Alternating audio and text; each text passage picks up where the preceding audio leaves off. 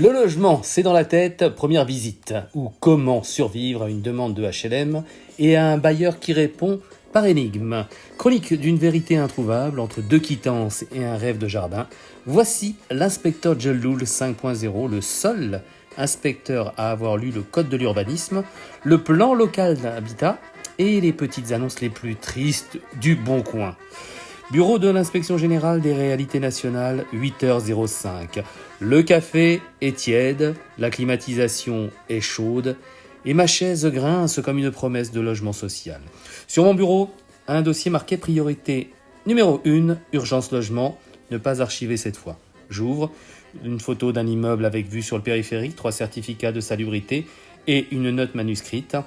Ils demandent un T2 depuis 2011, toujours rien, mais ils espèrent. Premier arrêt, une agence immobilière privée. J'entre, le sol est en marbre, le regard de l'agent est en titane. Je demande un 2 pièces à moins de 2 SMIC, il me répond. Il nous reste une cave partagée avec mezzanine sans animaux. Je réponds, je suis là pour des humains. Il sourit, son crâne est parfaitement poli.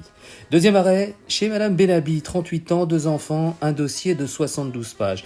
Elle me montre son historique de demande HLM, dépôt en 2014, relance en 2016, mise à jour en 2019, réponse en 2022. Votre dossier est toujours actif, courage.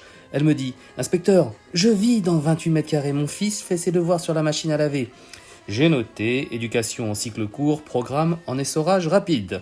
Troisième arrêt, le service d'urbanisme. Je demande à voir un plan d'aménagement. On me montre une maquette en carton et un PowerPoint de 2011. La responsable me dit, on a lancé un écoquartier mais le promoteur est parti avec le Wi-Fi. Je regarde la carte, zone verte, légende. Ici, potentiellement quelque chose un jour, peut-être. Et les jeunes? Oui, les jeunes. J'interroge un couple d'étudiants. Ils vivent en colocation de fortune dans une ancienne agence de voyage désaffectée. Ils me disent, on n'a pas d'adresse, mais on a la fibre. Je réponds, en 2025, c'est presque légal. J'ai noté, résidence principale, incertitude connectée.